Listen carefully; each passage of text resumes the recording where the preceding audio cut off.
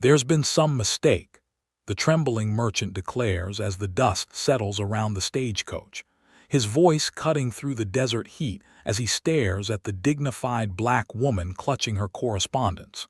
The gathered crowd murmurs agreement, their eyes cold with dismissal, already writing her story's end. Another soul cast back into the wilderness to face whatever fate awaits the unwanted. She stands alone, chin raised despite the scorn, while whispers predict her inevitable departure on tomorrow's stage. But the giant cowboy watching from the saloon steps sees something else entirely. A strength that doesn't bow to their cruelty, a composure that speaks of hidden depths. What he doesn't know is that her mind holds secrets that could save or destroy every soul in this dusty town, including his own.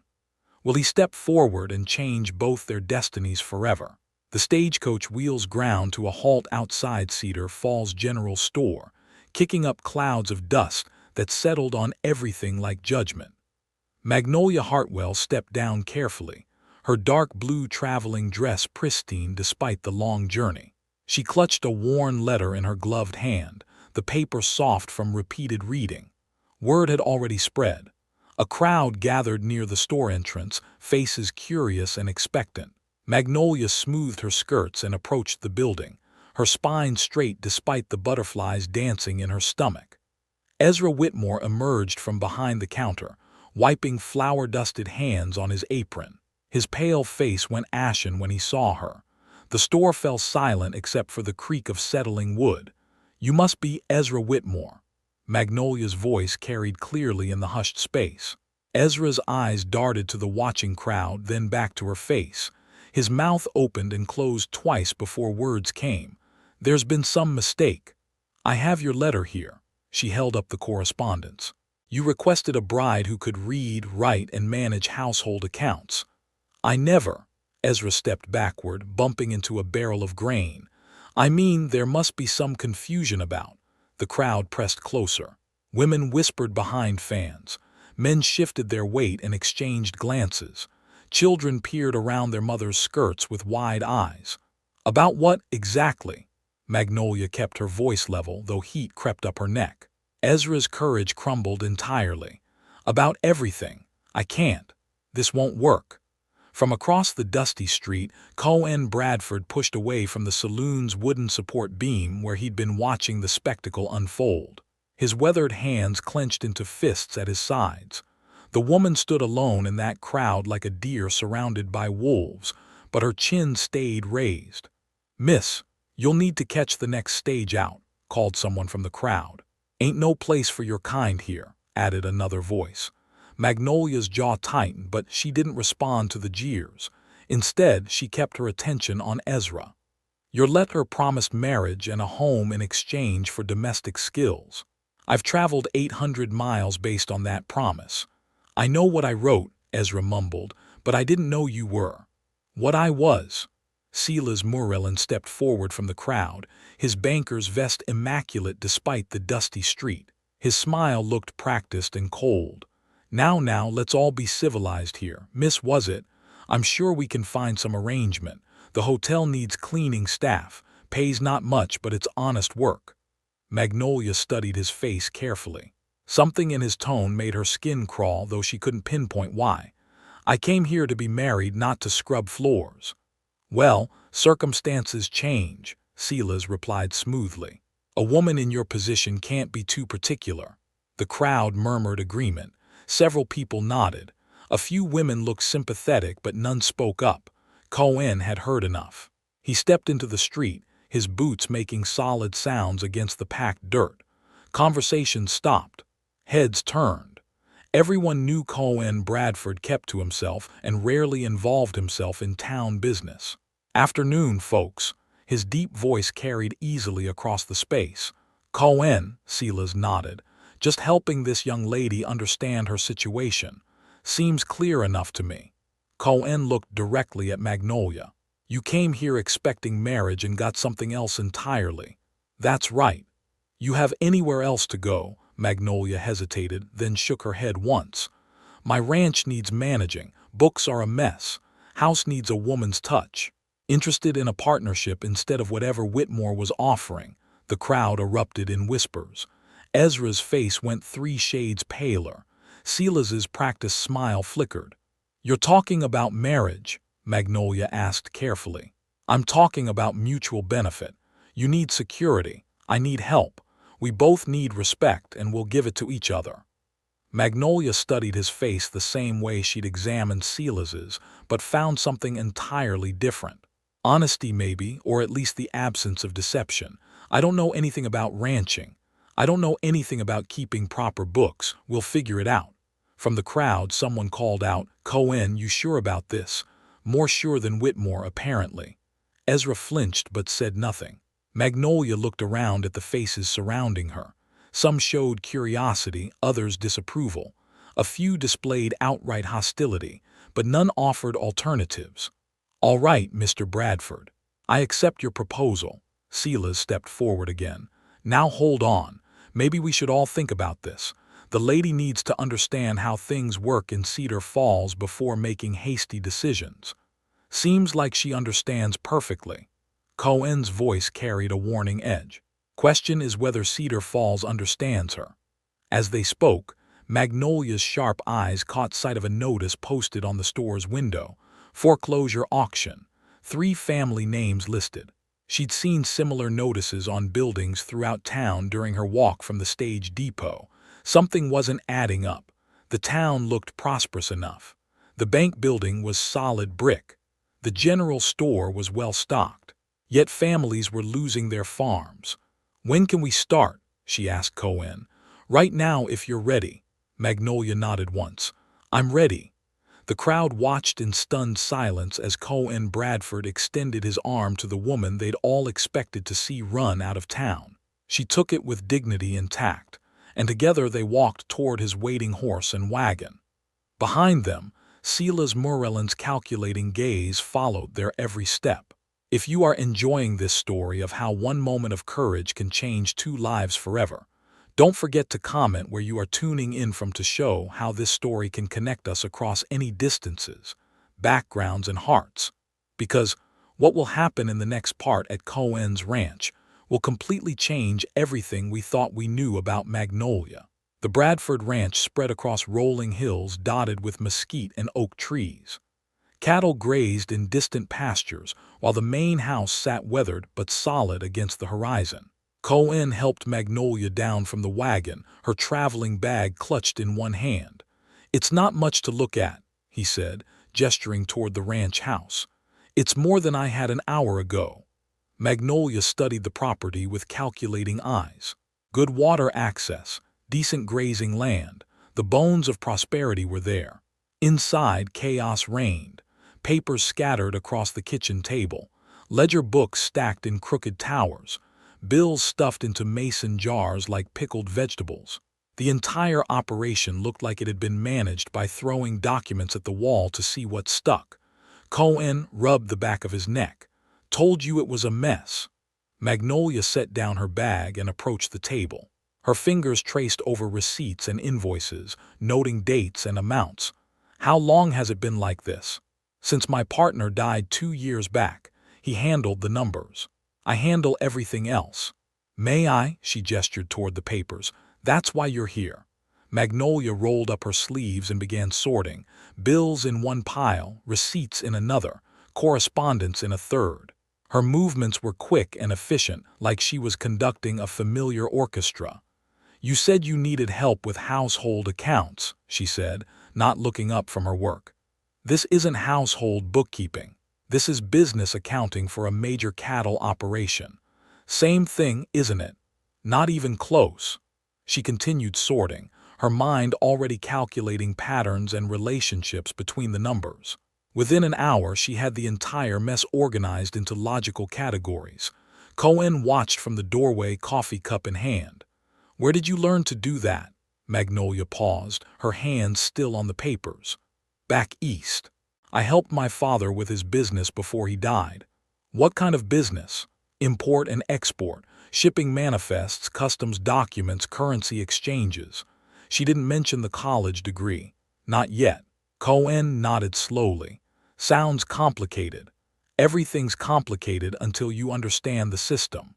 She opened the first ledger book and began transcribing information from the sorted piles. Her handwriting was precise, each number perfectly formed. As she worked, patterns began emerging from the chaos. "Mr. Bradford, when did you last turn a profit?" "Profit?" Cohen laughed bitterly. "Haven't seen black ink in 2 years." Magnolia's pen stopped moving. She looked up at him with sharp eyes. "That's impossible." "Tell that to my bank account." "No, I mean mathematically impossible." She turned the ledger toward him. "Look at these numbers. Cattle sales from last month alone should have covered your operating expenses for 3 months. Cohen set down his coffee and moved closer. The neat columns of figures meant little to him, but her confidence was absolute. "You sold 40 head to the Abilene buyer for $60 each. That's $2,400 gross. Your feed costs for the quarter were $300. Property maintenance, $200. Loan payments to the bank, $400 monthly." Her finger traced down the column as she calculated aloud. "Even accounting for transportation costs and seasonal expenses, you should be showing substantial profit." "Should be and are ain't the same thing." "No, they're not." Magnolia's voice grew thoughtful. "Which means money is going somewhere it shouldn't be." She spent the next 3 hours reconstructing 2 years of financial records. Cohen prepared a simple dinner while she worked, occasionally glancing over at her bent head. The woman attacked those numbers like a detective pursuing clues. "There," she finally announced, leaning back in her chair. Cohen approached the table. Where chaos had reigned that morning, perfect order now existed. Income in one column, expenses in another, with running calculations that showed the ranch's true financial position. "According to this, you're not broke, you're prosperous." "That can't be right." "It is right. Your ranch has generated consistent profits for the past 18 months. The question is where that money went." She opened a separate notebook and began writing. "Your bank statements show regular deposits that match your cattle sales, but the account balance never reflects the accumulated wealth." Cohen studied the figures over her shoulder. Even with his limited mathematical skills, the discrepancy was clear. "Somebody's been stealing from me." "Not necessarily stealing. Could be unauthorized loans against your account, could be fraudulent charges, could be simple bookkeeping errors that compound over time. Or it could be stealing." Magnolia nodded grimly. "Or it could be stealing." The front door rattled with heavy knocks. Cohen opened it to find Silas Murrelin standing on the porch, hat in hand and that practiced smile firmly in place. "Evening, Cohen. Thought I'd stop by and see how our new neighbor is settling in." "She's settling fine." Silas peered over Cohen's shoulder toward the kitchen table where Magnolia sat surrounded by organized paperwork. "Goodness, look at all that work. Hope she's not overwhelming herself with complicated matters." "She's managing just fine." Of course. Just want to make sure she understands how we do business in Cedar Falls. Sometimes city folks have different ideas about rural finances." Magnolia looked up from her work. "What kind of ideas?" "Oh, overthinking simple transactions, questioning established relationships between neighbors." His smile never wavered, but his eyes were calculating. "The important thing is maintaining trust in our community institutions. Trust should be earned through transparency." "Naturally. Though sometimes too much scrutiny can damage perfectly good partnerships." Silas stepped into the house uninvited. "Mind if I take a look at what you're working on? Might be able to help clarify any confusing entries." Cohen moved to block his path. "We'll handle our own books, thanks. Just being neighborly." "You're kind of neighborly we can do without." Silas's smile finally cracked. For just a moment, something cold and dangerous flickered across his features. Then the practiced expression returned. "Well, if you change your minds about needing guidance, you know where to find me." After he left, Magnolia stared at the closed door. He was very interested in these papers, too interested. "Mr. Bradford, I think your financial problems might be bigger than one ranch's bookkeeping." If you are enjoying this story of how Magnolia's hidden brilliance is starting to uncover dangerous secrets, Don't forget to comment where you are tuning in from to show how this story can connect us across any distances, backgrounds, and hearts. Because what Magnolia discovers next about the entire town of Cedar Falls will put both her and Cohen in serious danger. 2 weeks passed in comfortable routine. Magnolia transformed the ranch house from bachelor chaos into organized efficiency. More importantly, she transformed the ranch's financial standing from apparent failure to clear prosperity. Cohen watched her work with growing admiration that had nothing to do with her bookkeeping skills. She moved through the house with quiet confidence, humming while she prepared meals or mended his shirts. When she smiled at something he said, warmth spread through his chest like good whiskey. When she asked his opinion on ranch decisions, he felt valued in ways he'd forgotten were possible. "The Henderson place is going up for auction tomorrow," she mentioned over breakfast, pointing to a notice in the local paper. "Good family, don't understand why they're losing the farm." Magnolia set down her coffee cup. "Maybe I could take a look at their situation, see if there's something they're missing. Silas handles most of the lending around here, might not appreciate outside interference. Then we won't tell him." That afternoon, they rode to the Henderson farm under the pretense of buying chickens. Martha Henderson greeted them with tired eyes and a forced smile. Her husband Tom emerged from the barn, shoulders bent under invisible weight. "Heard you might have laying hens for sale," Cohen said. "Sure do. Need the money anyway, seeing as we'll be gone next week." While the men discussed poultry, Magnolia followed Martha into the kitchen. The house was clean but sparse, with gaps on shelves where valuable items had been sold. "I'm sorry about your situation," Magnolia said gently. Martha's composure cracked slightly. 20 years we've been here, built this place from nothing.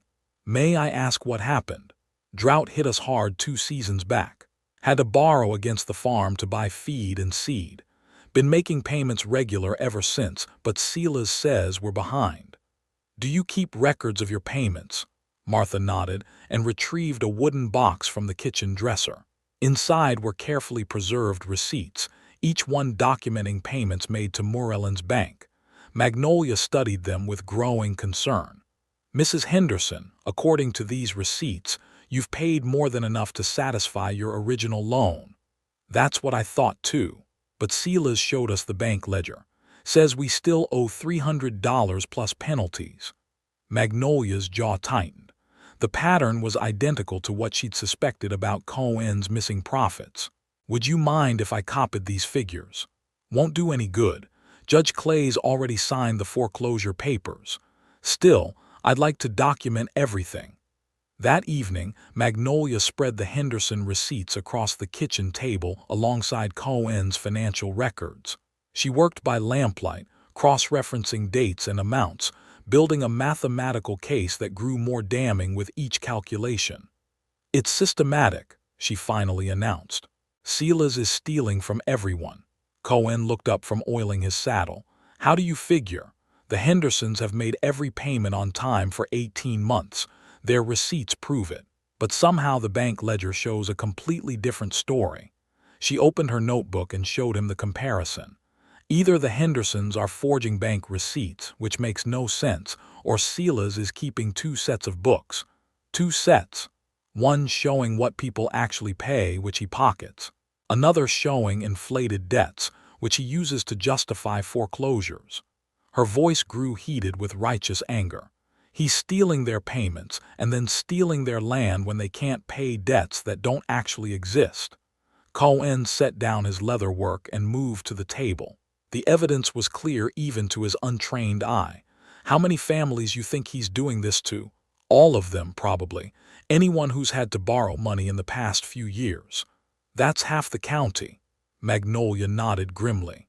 "And tomorrow the Hendersons lose everything because they can't prove the bank records are fraudulent." "What kind of proof would they need?" "Access to Silas's real ledgers. The ones showing actual payments received versus debts recorded." She closed her notebook with determination. "Or someone who understands financial systems well enough to demonstrate the mathematical impossibilities in court. Someone like you. Someone exactly like me." Cohen studied her face in the lamplight. "You're not just good with numbers, are you?" Magnolia hesitated, then made a decision that had been building for days. "I attended Oberlin College in Ohio, graduated with honors in mathematics and business administration." The admission hung in the air between them. Cohen's expression didn't change, but something shifted in his eyes. "College? Yes. You've been letting people think you're just good at household accounts. People see what they expect to see. A black woman who can balance a checkbook is remarkable. A black woman with a college degree is threatening." Cohen nodded slowly. "But you could prove Silas is cheating people." "I could try. If I could examine his books and compare them to individual payment records." She met his gaze directly. "But it would mean revealing exactly how educated I am. Once that's out, there's no taking it back.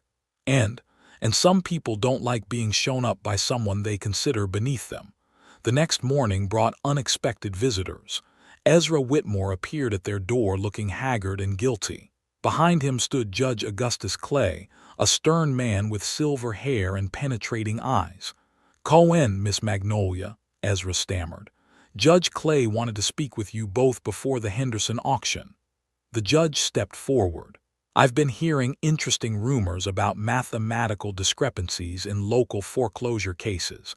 Thought I might get your perspective before making final rulings." Magnolia exchanged glances with Cohen. This was the moment of truth. She could stay quiet and let injustice proceed, or risk everything to fight for what was right.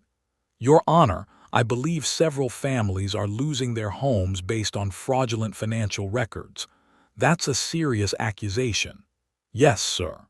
It is." Judge Clay's eyes sharpened with interest. "I think we need to have a longer conversation. If you are enjoying this story of how Magnolia's courage is about to expose a massive conspiracy, don't forget to comment where you are tuning in from to show how this story can connect us across any distances, backgrounds, and hearts. Because what happens next in Judge Clay's courtroom will either save an entire community or destroy Magnolia and Cohen forever. Judge Clay sat at the kitchen table, studying Magnolia's meticulously organized evidence. His weathered hands turned pages slowly, examining each calculation with the careful attention of a man accustomed to weighing truth against deception. "These figures suggest a pattern of financial manipulation spanning at least 2 years, he said finally. "Yes, Your Honor. The mathematical discrepancies are consistent across multiple accounts. You understand the seriousness of these accusations. Banking fraud is a federal offense." Magnolia's spine straightened. "I understand that families are losing their homes based on falsified records." Judge Clay's eyes sharpened. "Where did you acquire this level of financial expertise?" The question hung heavy in the air. Ezra shifted nervously by the door. Cohen moved slightly closer to Magnolia, a gesture of silent support. "Oberlin College. I studied mathematics and business administration." "College." The judge's tone revealed nothing. "Interesting." He continued examining her work, asking pointed questions about compound interest calculations and debt restructuring principles. Magnolia answered each query with precision, her confidence growing as she demonstrated the depth of her knowledge. "Your analysis appears thorough and mathematically sound," Judge Clay concluded. "However, proving fraud requires more than theoretical calculations. We need access to Morellin's actual ledger books." "Which he'll never voluntarily provide," Cohen observed. "No, he won't." The judge closed Magnolia's notebook. "But a formal court proceeding could compel production of banking records." "You're willing to challenge Silas publicly?" Magnolia asked. Judge Clay's expression remained carefully neutral. "I'm willing to ensure justice is served according to the law." That afternoon, the Henderson auction proceeded as scheduled. Most of the town gathered in front of the courthouse, some hoping for bargains, others simply curious about the proceedings. Magnolia and Cohen stood near the back of the crowd, watching families bid on their neighbors' possessions. Silas conducted the sale with practiced efficiency, his voice carrying clearly across the assembled crowd. "Fine farmland, good water rights, solid house and barn. Bidding starts at $200. Several hands went up immediately. The Hendersons stood to one side, faces etched with grief and resignation. Their children clung to Martha's skirts, too young to understand they were watching their home disappear forever. 250, 300. Do I hear 350? Your Honor, Magnolia called out, her voice cutting through the auction chatter. The crowd turned. Judge Clay stepped forward from where he'd been observing near the courthouse steps. I'm calling a halt to these proceedings pending investigation of potential irregularities in the foreclosure documentation. Murmurs rippled through the gathering. Silas's smile flickered but held firm. What irregularities, Your Honor? Everything's been filed according to proper procedures. That's what we intend to verify. I'm ordering a formal hearing for tomorrow morning. All relevant banking records will be subject to court examination. Silas's confident facade cracked slightly. Your Honor, surely this is unnecessary. The Hendersons defaulted on their loan obligations. Then the records will confirm that fact. Judge Clay's tone brooked no argument. Court convenes at 10 o'clock sharp. The crowd dispersed in excited whispers. Some people approached the Hendersons with sympathy and support. Others gathered around Silas, their expressions ranging from curious to concerned. You've stirred up a hornet's nest, Cohen murmured to Magnolia as they walked back to their wagon. Good, maybe some hornets need stirring. That evening, Ezra appeared at their door again, this time alone and visibly agitated. Can I speak with you both? They invited him inside. He sat heavily at the kitchen table, head in his hands. I owe you an apology, he said to Magnolia. What I did at the stage depot was wrong. Shameful? Yes, it was. I let fear make my decisions. Fear of what people would think, fear of standing out, fear of being different. He looked up at her. But watching you these past weeks, seeing how you've helped people, how you've stood up for what's right, it's made me realize what real courage looks like. Magnolia's expression softened slightly. What's done is done. No, it's not. That's why I'm here. Ezra reached into his coat pocket and withdrew a small leather-bound ledger. Silas asked me to keep this for him a few months back, said it was just backup records for his personal reference. Cohen leaned forward. You've had Silas's books this whole time. I didn't know what they were. Thought they were just extra paperwork. Ezra placed the ledger on the table, but after hearing about tomorrow's hearing, I took a closer look. Magnolia opened the book carefully. Page after page revealed meticulous records of actual payments received from various families, alongside completely different amounts recorded in the official bank ledgers. The discrepancies were staggering. This is it, she breathed. This is proof of the dual bookkeeping system. There's more, Ezra continued. Silas has been pressuring several of us business owners to keep quiet about certain irregularities we've noticed. Offered incentives for our cooperation. What kind of incentives? Reduced rent on my store space, favorable loan terms, special considerations on supply deliveries. Ezra's voice grew stronger. I accepted his offers because they made life easier, but I realized now I was helping him steal from my neighbors.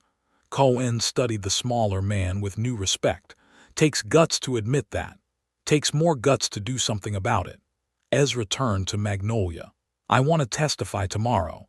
Tell the court everything I know about Silas's operations. That could hurt your business relationships. My business relationships are with this community. If I help Silas destroy that community, what good are those relationships? Magnolia spent the rest of the evening preparing for the next day's hearing. She cross-referenced every entry in Silas's hidden ledger with the evidence she'd already compiled. The mathematical proof was overwhelming and undeniable. You ready for this? Cohen asked as they prepared for bed. As ready as anyone can be for turning their life upside down. Our lives, he corrected gently. She looked at him with surprise and gratitude. Our lives. Outside, wind rattled the windows and clouds gathered on the horizon. Tomorrow would bring either justice or catastrophe, and Magnolia suspected there would be little middle ground between the two. If you are enjoying this story of how Magnolia and Cohen are about to face their biggest challenge yet, Don't forget to comment where you are tuning in from to show how this story can connect us across any distances, backgrounds, and hearts.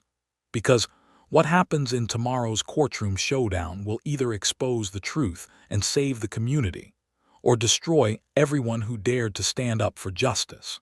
The courthouse filled before dawn. Every seat was occupied by ranchers, shopkeepers, and their families.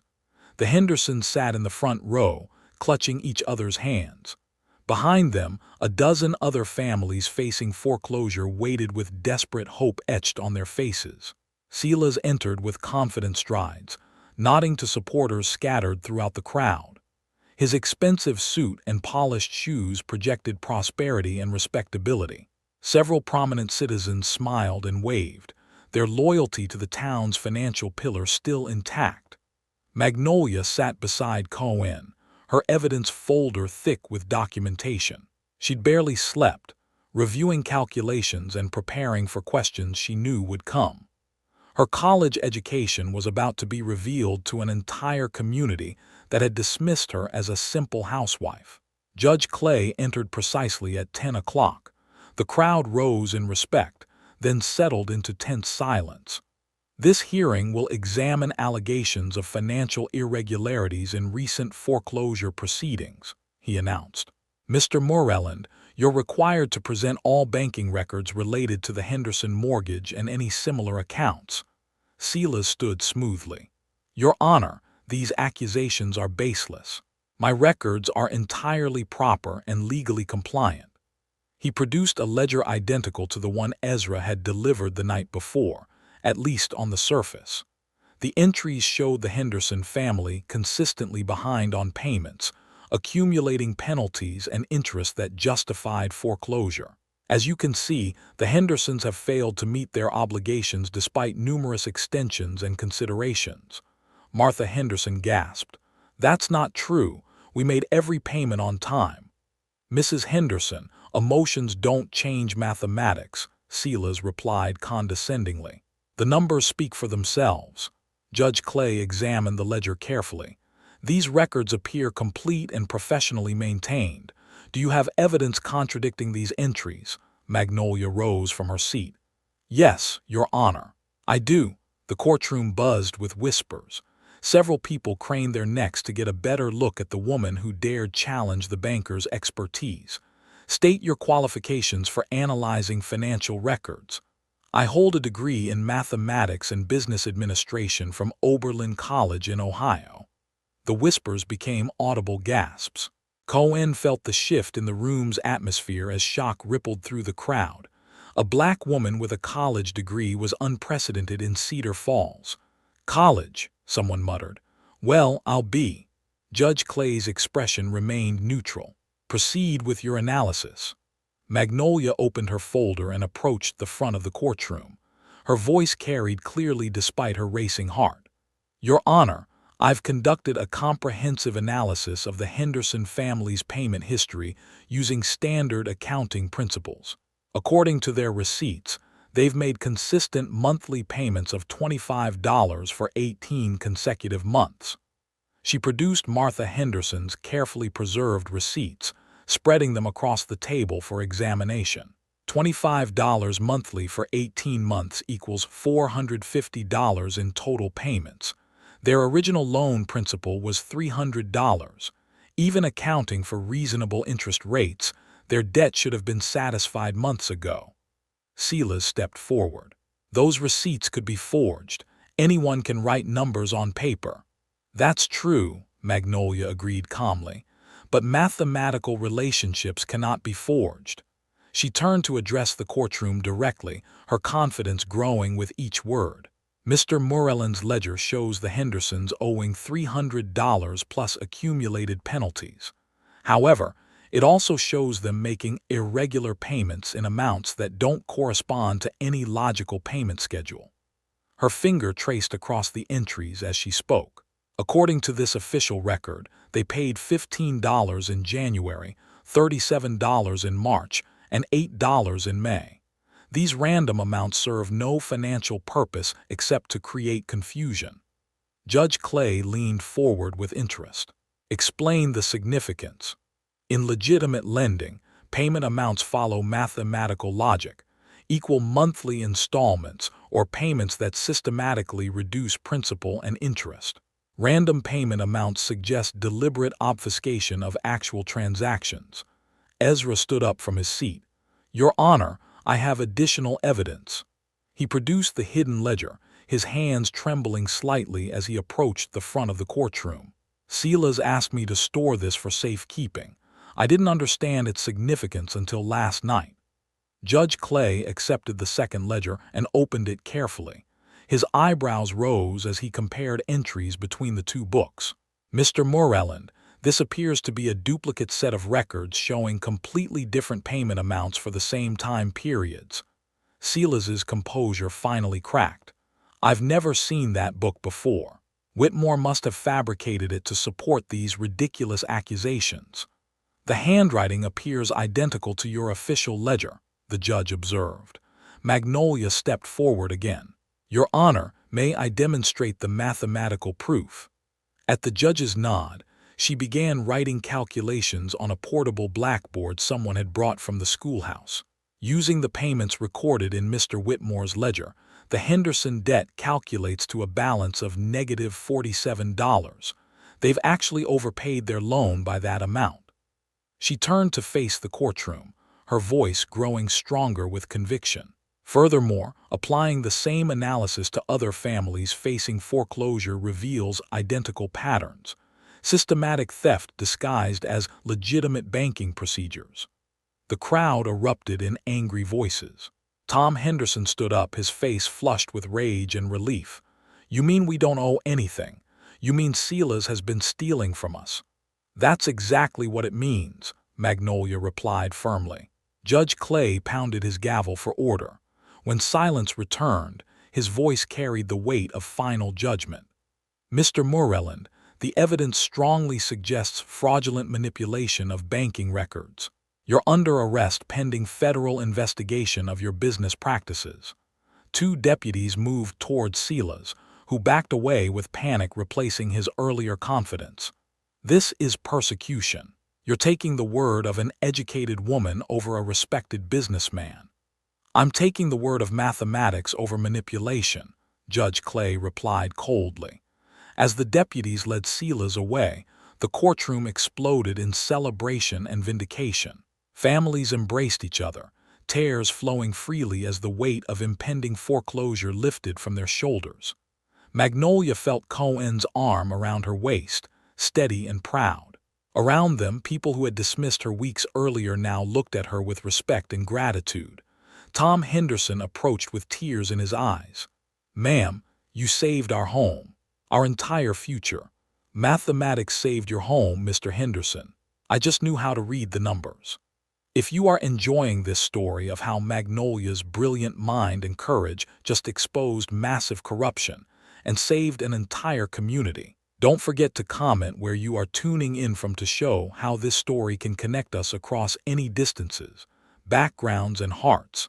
Because what happens next will show how one person's determination to stand up for justice can transform not just their own life, but an entire town's future. 3 months later, Cedar Falls bore little resemblance to the town that had rejected Magnolia at the Stagecoach Depot. The federal investigation had uncovered theft totaling over $15,000, money that was returned to the families Silas had cheated. Properties were restored to their rightful owners, and the community began healing from years of systematic exploitation. Magnolia stood in the doorway of her new office on Main Street, watching workers hang a freshly painted sign.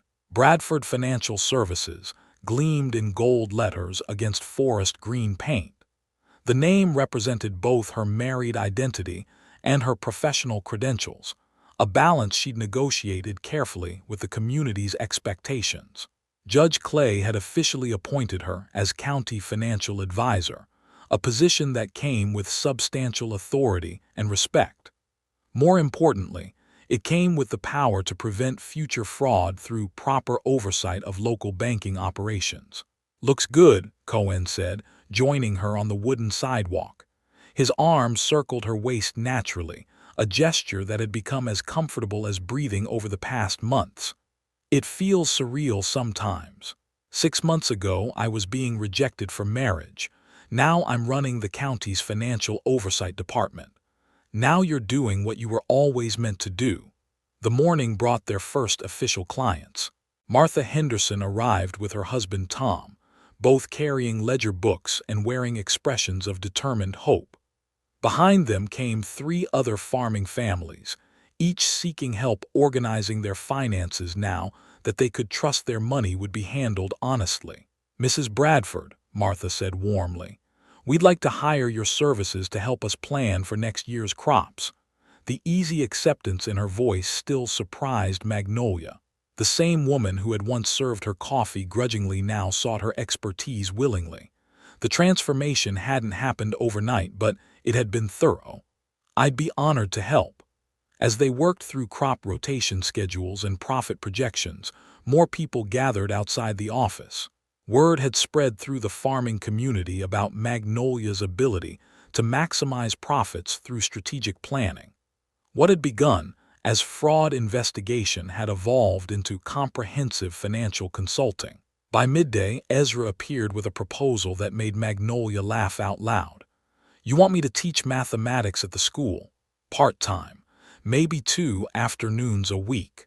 The children need to understand numbers the way you do." His earnestness was touching. "Especially the girls. They should know they can learn anything they set their minds to." Magnolia considered the offer carefully. Teaching would mean even greater visibility in the community, but it also meant shaping young minds toward broader possibilities. "I accept, with one condition." "Anything."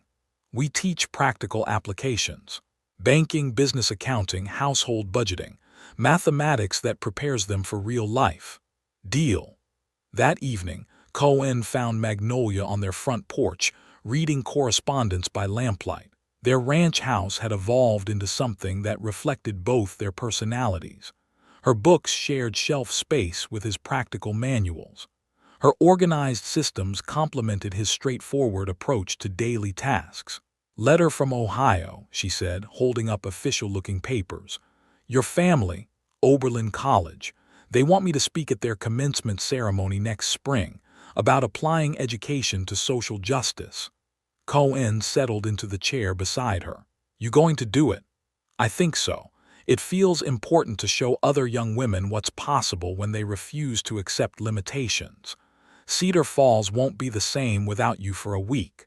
Magnolia smiled at the implication that her temporary absence would be noticed and mourned. The community that had once wanted her gone now depended on her expertise and leadership. "Speaking of Cedar Falls being different, did you see the latest arrival?" A stagecoach had brought a new mail-order bride that afternoon, a young Irish woman seeking marriage with widower Patrick O'Sullivan. Unlike Magnolia's arrival, this woman had been welcomed warmly by the community. Several families had offered temporary lodging while she and Patrick got acquainted. "Different world from when I arrived." "Same world. Different people running it." The next morning brought Judge Clay with news that would cement Magnolia's transformation from rejected outsider to essential community leader. "The territorial governor wants to discuss establishing a regional banking oversight board," he announced over coffee in their kitchen. "He specifically requested your involvement. Regional oversight, covering 5 counties, ensuring what happened here doesn't happen anywhere else." Judge Clay's satisfaction was evident. "Your methods could protect thousands of families across the territory." Magnolia absorbed the implications. Her mathematical skills and moral conviction, once seen as threats to social order, were now being recognized as essential tools for justice and prosperity. "What would that mean for our life here?" "Travel a few days each month, training other investigators, developing standardized procedures for detecting financial fraud." The judge smiled. "Plus a salary that reflects the true value of your expertise." Cohen reached across the table to squeeze her hand. "Sounds like the kind of work you were born to do." 6 months after that, Magnolia stood once again at the Cedar Falls Stagecoach Depot. This time she wore a tailored traveling suit and carried a briefcase full of official documents. She was departing for the territorial capital to present her anti-fraud protocols to government officials. A crowd had gathered to see her off, not from curiosity or hostility, but from genuine affection and pride. The Hendersons brought fresh bread for her journey. Ezra presented her with a new ledger book crafted specifically for her use. Even some of the women who had initially scorned her now embraced her with warm wishes. "Bring honor to Cedar Falls," called someone from the crowd. "She already has," Martha Henderson replied firmly. As the stagecoach pulled away, Magnolia looked back at the town that had rejected her and then embraced her. Cohen stood at the front of the crowd, his love and support visible even at distance. She would return to him and to the community they had helped transform, but she would also carry their story forward to places where other people needed to see that intelligence, courage, and moral conviction could overcome any barrier society chose to erect. The woman who had once been unwanted was now indispensable, not because she had changed, but because she had shown others how to see clearly what had always been there. If you enjoyed this story of how courage, education, and refusing to accept injustice can transform not just individual lives but entire communities, don't forget to like this video and subscribe for more inspiring stories about ordinary people who change the world through extraordinary determination. Share in the comments what part of Magnolia's journey resonated most with you. And remember that sometimes the people society overlooks are exactly the ones it needs most.